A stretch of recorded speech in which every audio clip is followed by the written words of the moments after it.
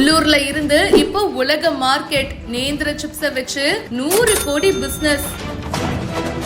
எப்படி இருந்தது எப்படி மாத்திருக்கேன் பாத்தியான்னு மானஸ் மது அப்படின்ற இந்த பிசினஸ் மேன் சிப்ஸை வச்சே கலக்கிட்டு இருக்காரு. சிப்ஸை பத்தியும் பிசினஸ் பத்தியும் இப்போ விரிவா பார்க்கலாம்.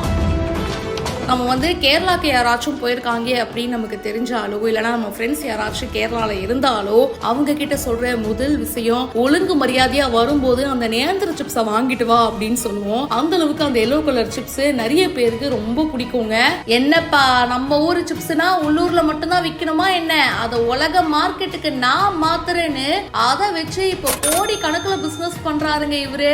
மானஸ் மது அப்படின்ற இவரு கார்ப்பரேட் வேலையை விட்டுட்டு பிசினஸ் ஸ்டார்ட் பண்ணலாம், அதுவும் இந்த ஸ்நாக்ஸை வச்சு ஒன்று ஸ்டார்ட் பண்ணுவோம் அப்படின்னு சொல்லி பியாண்ட் ஸ்நாக்ஸ் அப்படின்ற ஒரு ஸ்டார்ட் அப்பை தொடங்கி இருக்காரு. 2020ல அவங்களோட ஃப்ரெண்ட்ஸோட சேர்ந்து இதை ஸ்டார்ட் பண்ணியிருக்காரு. 4 வருஷ கடின உழைப்பால சந்தையில பாத்தீங்கன்னா இவங்களுக்குன்னு ஒரு தனி இடம் கிடைச்சிருக்கு. 2024 நிதியாண்டுல 34 கோடி ரூபாய் வருவாய் ஈட்டி இருக்கு. நோ இதெல்லாம் பத்தாது, இதுக்கும் மேல பெரிய சம்பவமா பண்ணணும். 2025 ஆண்டு நிதியாண்டுல 100 கோடி ரூபாய் வருவாய் ஈட்டுவத குறிக்கோளா வச்சு செயல்பட்டுட்டும் வராங்க.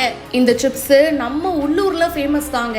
ஆனா உலக சந்தையில பாத்தீங்கன்னா அயல் நாட்டவர் உருவாக்கிய சிப்ஸ் வகைகள் தான் நிறையவே இருக்கு. அதுதான் ரொம்ப ஃபேமஸா இருக்கு.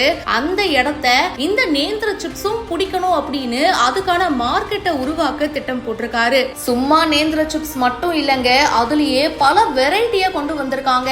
அசல் சுவை, salt and pepper, peri peri, masala, chilli, creamy onion அப்படின்னு பல வெரைட்டிய உள்ள இறக்கி இருக்காங்க. ரீசெண்டா தேங்காய் எண்ணெயில பொரிச்ச நேந்திர சிப்ஸையும் அறிமுகப்படுத்தி இருக்காங்க. உயர்தர பழுத்த வாழைப்பழங்களை வாங்குறதுக்கு கேரளா, தமிழ்நாடு மற்றும் கர்நாடகால இருக்கிற 220 விவசாய குழுக்களோட கூட்டு சேர்ந்திருக்காங்க. கூடவே முழுக்க முழுக்க பெண் பணியாளர்களை வச்சுதான் இந்த கம்பெனி ரன் பண்ணணும் அப்படின்னு சொல்லிட்டு எனக்கு ஆசை. அண்ட் இப்போதைக்கு பாத்தீங்கன்னா 80% பெண் பணியாளர்கள் இருக்காங்க.